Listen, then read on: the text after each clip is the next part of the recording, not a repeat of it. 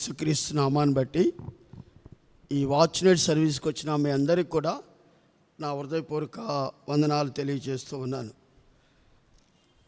మనం ఈ ఒప్పుకోలు ప్రార్థన అనేది మనం చూద్దాం. రెండవ దినవృత్తాంతాల గ్రంథం, దినవృత్తాంతాలు రెండవ గ్రంథం అంటారు, లేకపోతే రెండవ దినవృత్తాంతాల గ్రంథం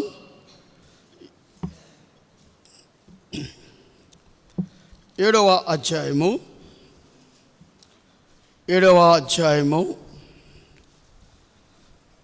14వ వచనము నేను చదువుతాను.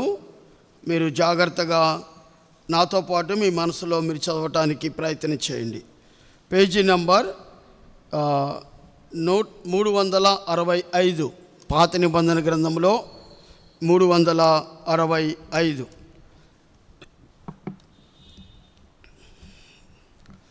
నా పేరు పెట్టబడిన నా జనులు తమ్మును తాము తగ్గించుకొని ప్రార్థన చేసి నన్ను వెదికి తమ చెడు మార్గములను విడిచిన ఎడల ఆకాశము నుండి నేను వారి ప్రార్థన విని వారి పాపమును క్షమించి వారి దేశమును స్వస్థపరచెదను. ఈ స్థలమందు చేయబడు ప్రార్థన మీద నా కనుదృష్టి నిలుచును, నా చెవులు దానిని ఆలకించును. మరొక భాగాన్ని మనం చదువుకుందాం. మరొక భాగాన్ని మన 2వ కొరింథీయులకు రాసిన పత్రిక, అపోస్తలుడైన పౌలు 2వ కొరింథీయులకు రాసిన పత్రిక 5వ అధ్యాయము 17వ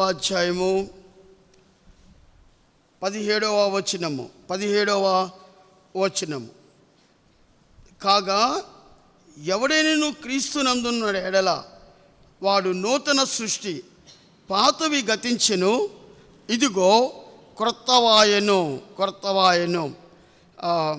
చిన్న ప్రార్థన చేసుకుందాం. ప్రభు సహాయం కోసం చిన్న ప్రార్థన చేసుకుందాం.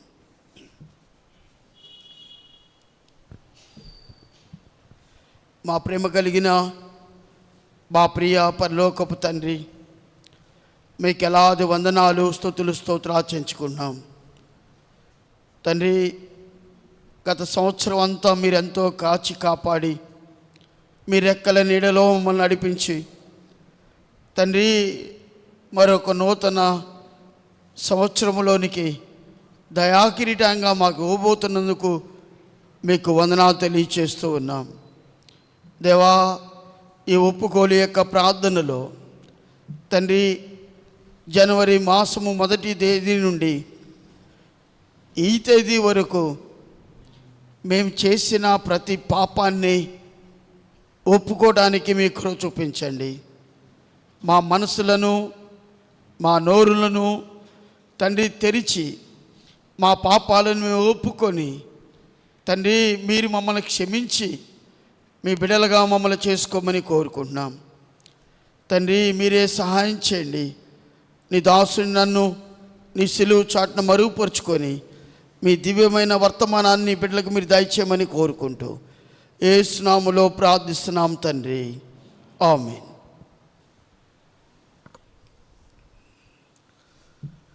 దేవుని బిడ్డలారా, దీనికి వెళ్ళబోయే ముందు నేను ఒక చిన్న వాక్యాన్ని కూడా మీతో చదివించాలని ఇష్టపడుతున్నాను. నేను మత్తయి సువార్త 26వ అధ్యాయము, మత్తయి సువార్త 26వ అధ్యాయము 26వ అధ్యాయంలో ఒక మాటను మీకు ఈ ఆన్లైన్ ప్రేయర్లో ఈ వాచ్ నైట్ సర్వీస్లో మీకు జ్ఞాపకం చేసి నా యొక్క ఒప్పుకోలు యొక్క ప్రార్థనకి సంబంధించిన మెసేజ్ని నేను తీసుకుంటాను.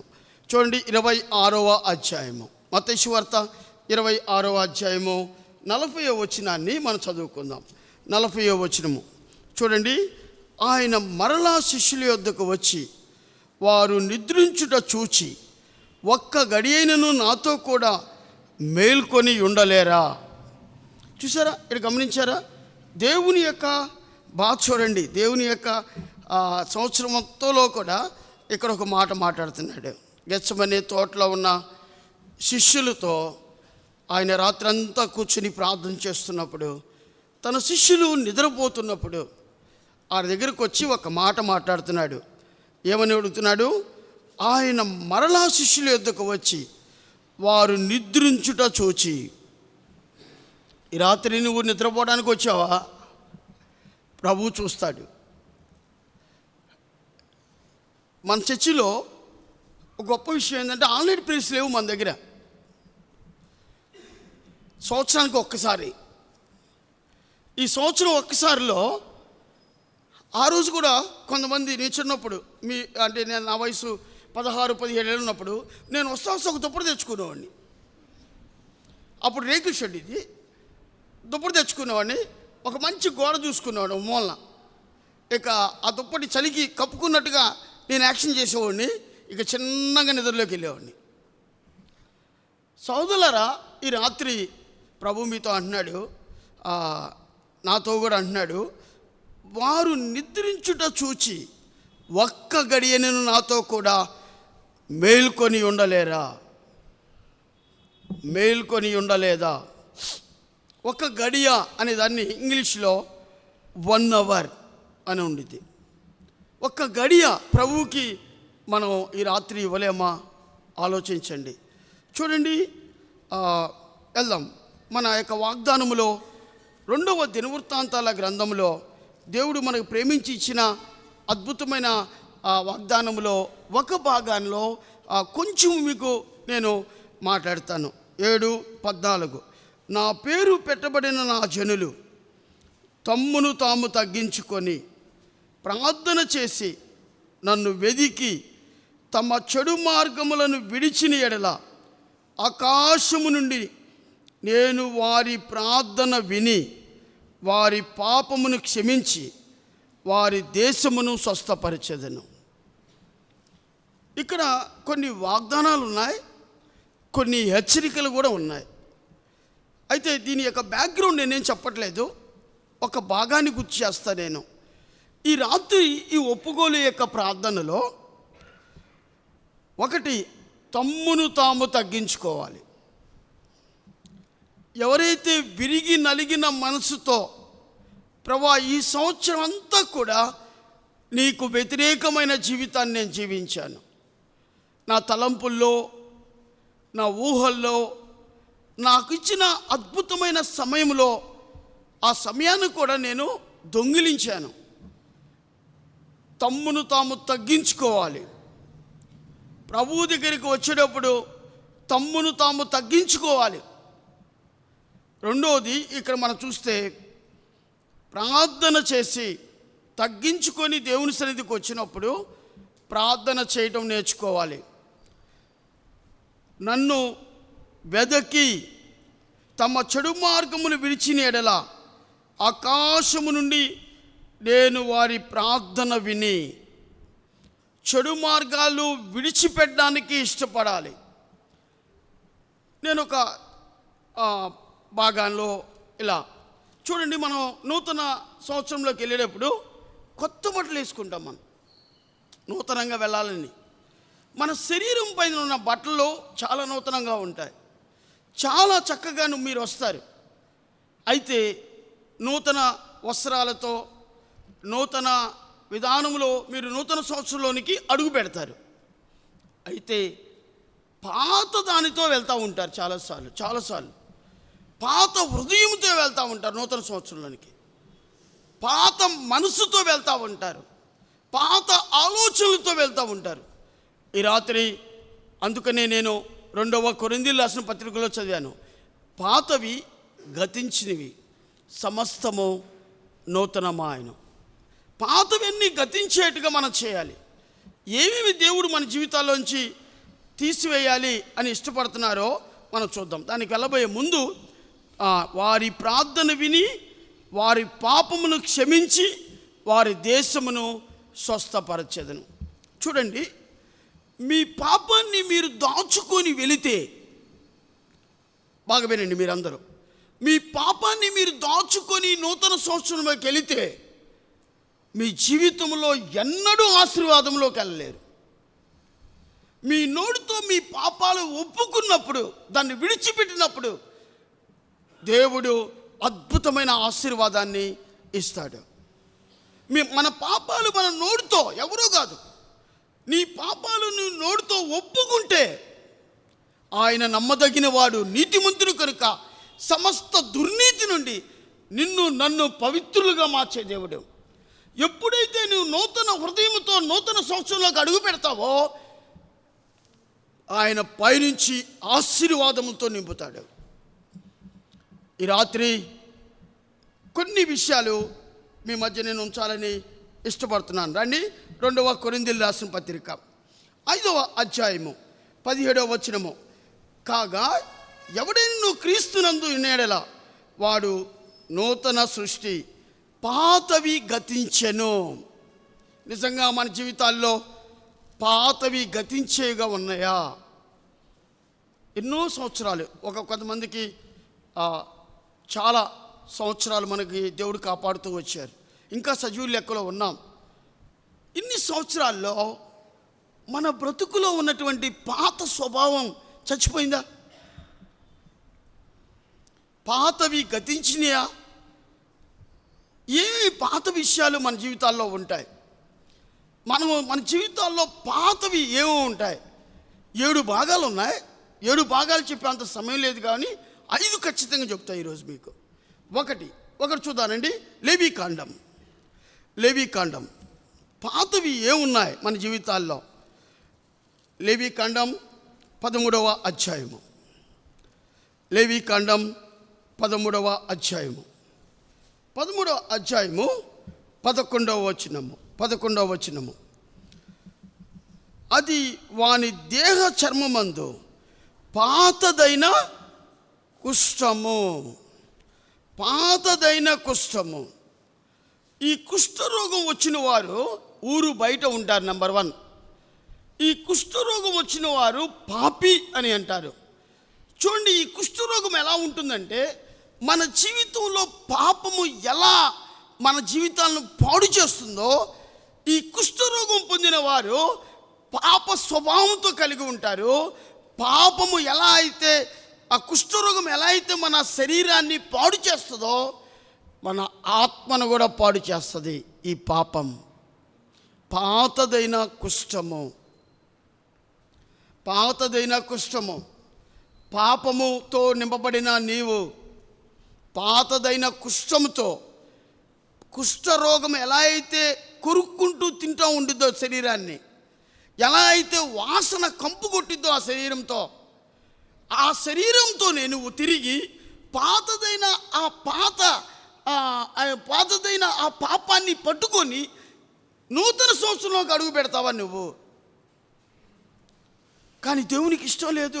ఈ రాత్రి ఆ పాతదైన ఆ కుష్ఠాన్ని విడిచిపెట్టు, ఆ కుష్ఠరోగాన్ని విడిచిపెట్టు.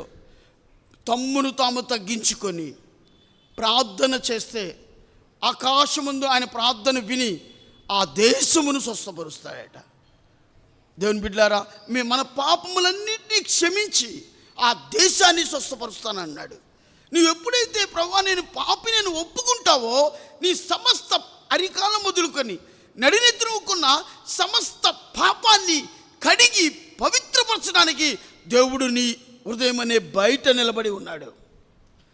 పాతదైన కుష్ఠము విడిచిపెట్టడానికి నీకు ఇష్టమైన ఈ కుష్ఠరోగంలో ఉన్న భయంకరమైన విషయం ఏం తెలుసా? శరీరాన్ని రోజు రోజుకి కొంచెం తింటూ ఉంటుంది. పాపం మనల్ని పతనం చేయడానికి రోజు రోజుకి కొంత తింటూ ఉంటుంది. పాపం మనల్ని కూల్చివేయటానికి, నాశనం చేయడానికి, ఎలా మనల్ని కుష్ఠరోగం ఎలా అయితే మరణానికి అప్పగిస్తుందో, అదేవిధంగా పాపము మన జీవితాల్లో మన జీవితాన్ని పాడు చేసి నిత్య నరకాగ్నికి పాత్రులుగా చేస్తుంది. పాతదైన కుష్ఠం నీలో దాగి ఉందా? ఇంకా పాతదైన కుష్ఠం పైకి కనపడుతుంది. ఈ కుష్ఠరోగం అయితే పైకి కనపడతా ఉండిద్ది. కొంతమందికి ముక్కులన్నీ తినేస్తూ ఉండేది, కొంతమంది చేతులు వేళ్ళు అన్నీ తినేస్తూ ఉంటాయి. ఒకవేళ పాపం నిన్ను అలా తింటుందేమో లోపల, చివరికి కూలిపోతావు, పతనమైపోతావు. అలా కాకుండా ప్రభు ఈ రాత్రి ఒక్క గడియ మేలుకొని నీలో ఉన్న సమస్త పాపాన్ని ఒప్పుకోమంటున్నాడు. పాతదైన నీ కుష్ఠరోగాన్ని నువ్వు విడిచిపెట్టి ఈ రాత్రి తగ్గించుకొని, తమ్మును తాము తగ్గించుకొని మీ చెడు మార్గములు విడిచిపెట్టిన ఎడల ఆకాశమందుల దేవుడు మీ ప్రార్థన విని మిమ్మల్ని స్వస్థపరిచే దేవుడు మన ముందు కూర్చొని ఉన్నాడు. నంబర్ 1, పాతదైన కుష్ఠాన్ని విడిచిపెట్టు, అది నాశనము చేస్తుంది. దేవుడి జ్ఞాపకం చేస్తున్నాడు. ఏ పాపంలో ఉన్నావు, ఏ మరణకరమైన స్థితిలో ఉన్నావు, ఆ పాపము నీ గుర్తు రావట్లేదా? నువ్వు ఇంకా దాచిపెట్టుకున్న పాపం నీ గుర్తు రావట్లేదా? దాన్ని ఒప్పుకో. అతిక్రమమును దాచిపెట్టువాడు వర్ధిల్లెడు. దాన్ని విడిచిపెడితే, దాన్ని ఒప్పుకుంటే దేవుడు కనికరం చూపిస్తాడు. ఈరోజు మొదటిది అది. రెండవ ఇక విషయాన్ని మీ మధ్య నేను ఉంచడానికి నేను ఇష్టపడుతున్నాను. నెహెమ్యా గ్రంథం 12వ అధ్యాయము. నెహెమ్యా గ్రంథం 12వ అధ్యాయము. నెహెమ్యా గ్రంథం 12వ అధ్యాయంలోకి వెళ్దాం. నెహెమ్యా గ్రంథం 12వ అధ్యాయంలో చూడండి 39వ వచనము. నెహెమ్యా గ్రంథం 12వ అధ్యాయము 39వ వచనము. తీసిన వారు ఎవరిని చదవరా? నెహెమ్యా గ్రంథం 12వ అధ్యాయము 39వ వచనము.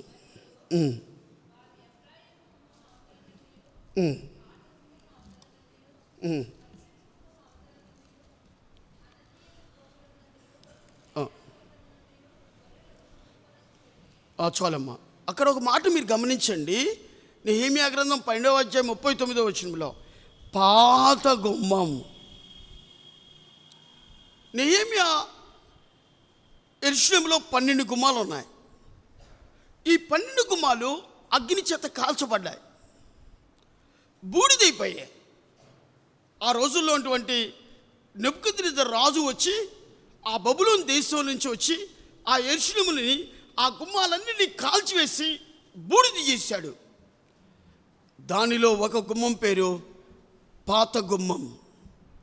ఈ పాత గుమ్మం ఏంటంటే, ఇశ్రాయేలు ప్రజలు ఈ పాత గుమ్మం దగ్గరికి వెళ్ళి ఇలా తిరుగుతారంట. వాళ్ళు ఇలా తిరిగి ఇలా చేతులుంచి ఏడుస్తారంట వాళ్ళు. ఎందుకంటే, ప్రభువా నేను ఎప్పుడూ మారుమూసి పొందాను, నేను ఎప్పుడూ రక్షించబడ్డాను, అయితే స్టిల్ ఈరోజు వరకు కూడా నా జీవితంలో మార్పు రాలేదు. ఎప్పుడో ప్రభువుని నా హృదయంలో చేర్చుకున్నాను, కానీ ఆత్మీయంగా నా జీవితంలో ఆ పరిశుద్ధమైన నడవడి, ఆ పరిశుద్ధమైన జీవితం నాలో ఎక్కడా కనబడలేదు. ఎప్పుడైతే ఇశ్రాయేలు యొక్క ప్రజలు యెరూషలేము ఏటా వచ్చినప్పుడు ఈ పాత గుమ్మము దగ్గర తమ పాపాలు ఒప్పుకోవడానికి ఇష్టపడతారు. ప్రభువా మేమెప్పుడూ రక్షణ పొందాం, కానీ ఆత్మీయమైన జీవితంలో నాకు ఎదుగుదల లేదు, ఇంకా పాపముల చేత అపరాధముల చేత చచ్చిన స్థితిలో నేను ఉన్నాను ప్రభు అని తమను తాము తగ్గించుకొని కన్నీరు కార్చడానికి ఇష్టపడతారట. పాత గుమ్మం. ఎంతకాలమైంది మారుమూసి పొంది?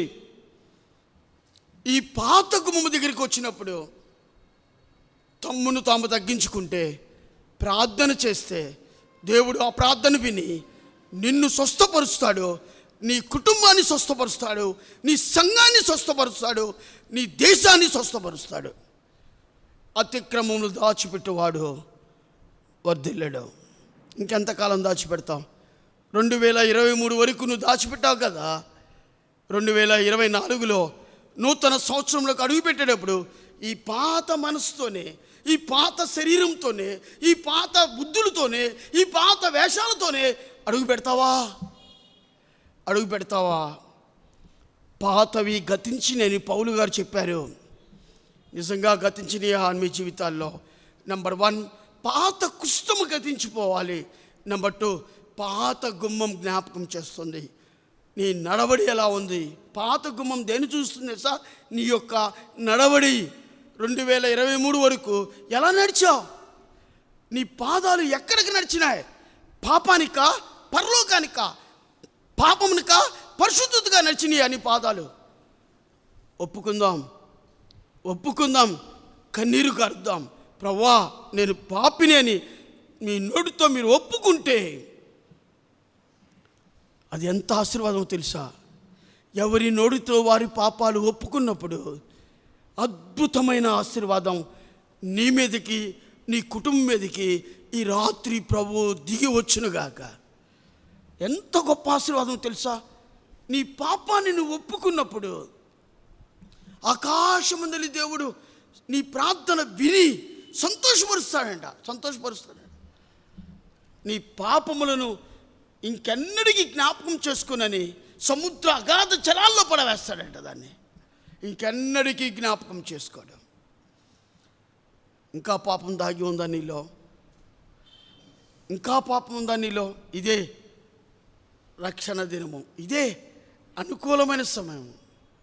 సాతానునిది, భలేవాడివి నువ్వు, ఇంతకాలం దాచావు కదా, ఆగు, ఏముంది, దాచుకో, నీ ఇష్టమైన వాళ్ళని దాచుకో, లోపల పెట్టు. దానివల్ల వచ్చే కీడు భయంకరం, నిత్య నరకాగ్నికి నడిపిస్తుంది. నీ జీవితాన్ని ఆశీర్వాదంలోకి తీసుకెళ్దావు. నీ పాపాన్ని నువ్వు ఒప్పుకున్నప్పుడు ఆయన నమ్మదగిన వాడు, నీతిమంతుడు కనుక సమస్త దుర్నీతి నుండి ఈ రాత్రి పవిత్రులుగా చేసే దేవుడు నీ ముందు కూర్చొని ఉన్నాడు. రెండవది పాత గుమ్మం. మూడవ అద్భుతమైన విషయాన్ని మేము యొక్క యోబు గ్రంథంలోకి వెళ్దాం. యోబు గ్రంథం 14వ అధ్యాయము.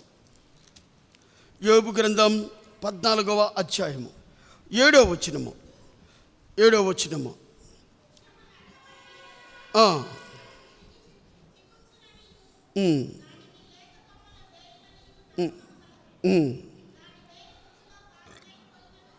దాని వేరు భూమిలో పాతదైపోయినను.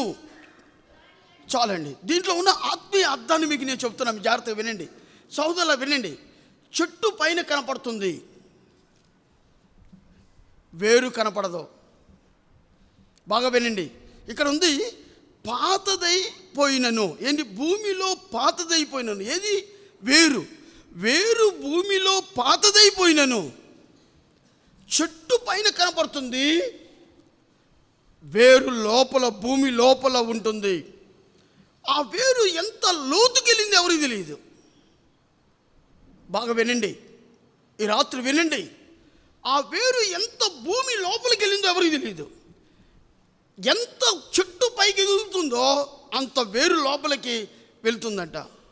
ఆ వేరు ఒకవేళ కుళ్ళిపోతే, ఆ వేరు ఒకటైతే పాడైపోతే, ఆ వేరు పాతదైపోతే చెట్టు ఏమైపోయింది? ఎండిపోతుంది, చిగురించడం మానిపోతుంది.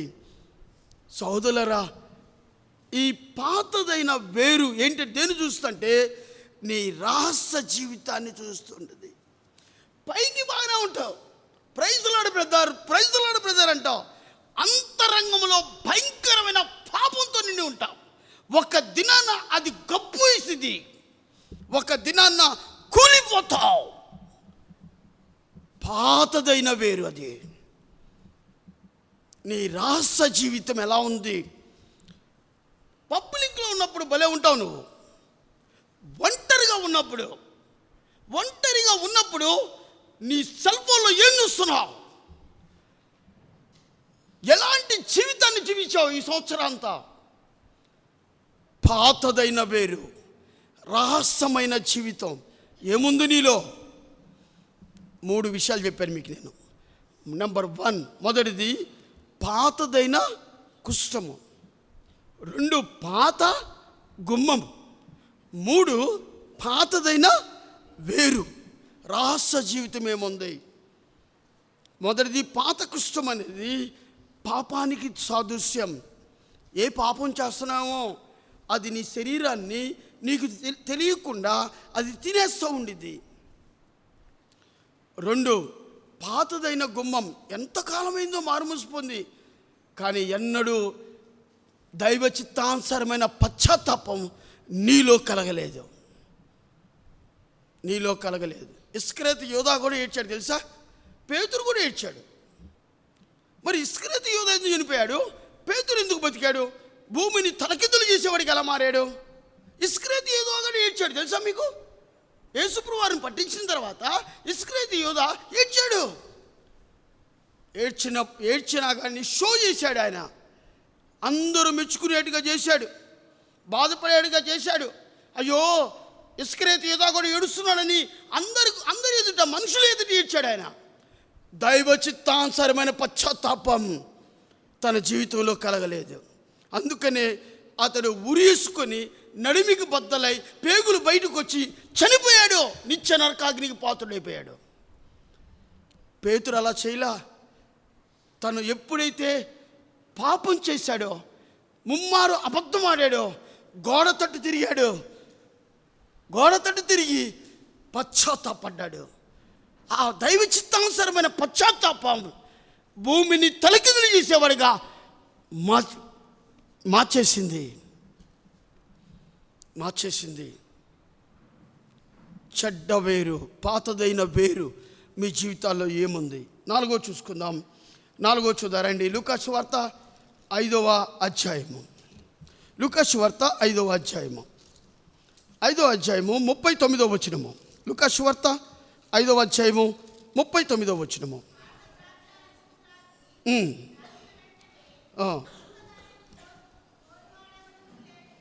చాలండి. చూడండి, పాత ద్రాక్షారసం తాగి వెంటనే కొత్త దాన్ని కోరుకునేవాడు లేడు, పాతదే మంచిదని చెప్పాను. పాత ద్రాక్షారసము. చూడండి, ద్రాక్షారసము తాగి నోవహు పడిపోయినాడు, మత్తులో పడిపోయినాడు. ఈ పాత ద్రాక్షారసం దేని చూస్తుందంటే, దేవుని బిడ్డ జాగ్రత్త వినండి, నా యొక్క సోమరిపోతుతనాన్ని చూస్తుంది. ఎన్నోసార్లు దేవుడు అవకాశం ఇస్తాడు, నీకు అవకాశం ఇస్తాడు. అరే బాబు, ఇదేరా అనుకూలమైన సమయమో, ఇదేరా నీకు రక్షణ దినమో అని ఎన్నోసార్లు ప్రభువుని వాక్యం, దైవ సేవకుల ద్వారా వాక్యాన్ని వెదజల్లుతాడు. కానీ నువ్వు ఏ పాపంలో పడిపోయావో, బాగా వినండి, ఏ పాపంలో పడిపోయావో ఆ పాపం అనే మొత్తులో ఉండి వాక్యాన్ని నిర్లక్ష్యం చేస్తావు, వాక్యాన్ని త్రోసివేస్తావు, వాక్యము నీ దగ్గరికి రాకుండా చేస్తుంది, వాక్యం చేత ఒప్పింపబడవు, వాక్యం చేత దైవ చిత్తానుసారమైన పశ్చాత్తాపం నీలో కలగదు. ఆ పాపం అనే మొత్తులో పడి ఉంటావు. పాతదైన ద్రాక్షారసము. చివరిగా ఒకటి చెప్పేసి నా ప్రసంగాన్ని ముగిస్తాను. 2వ కొరింథీయులకు రాసిన పత్రిక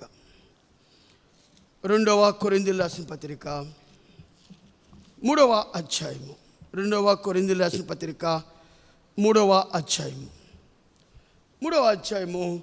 14వ వచనము. వారి మనసులు కఠినమాయను,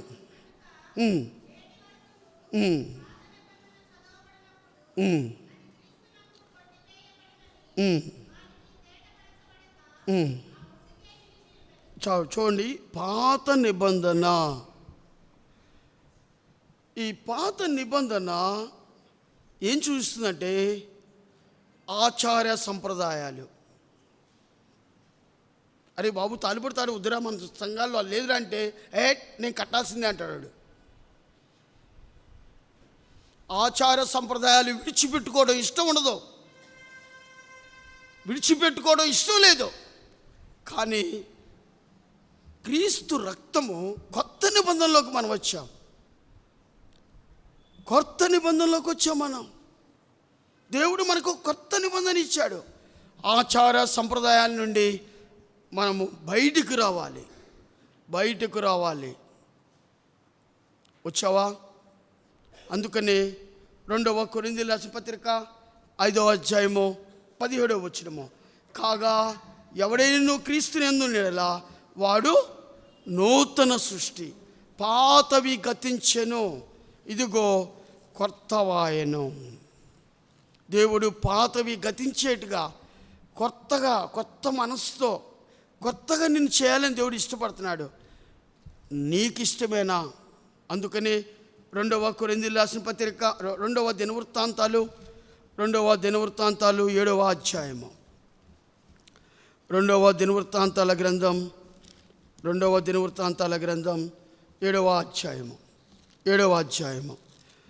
ఈ మాట చదువుకొని నా ప్రసంగాన్ని ముగిస్తాను. చూడండి, 7వ అధ్యాయం 14వ వచనము. నా పేరు పెట్టబడిన నా జనులు తమ్మును తాము తగ్గించుకొని ప్రార్థన చేసి, తగ్గించుకొని ఏం చేయాలి?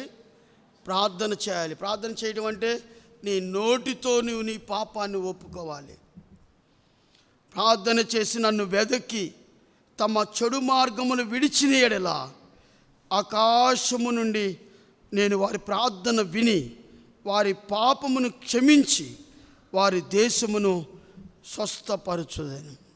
ఇట్టి స్వస్థపరిచే విధానాన్ని దేవుడు నీకు నాకు దయచేయునుగాక. ఆమేన్ చెప్పండి.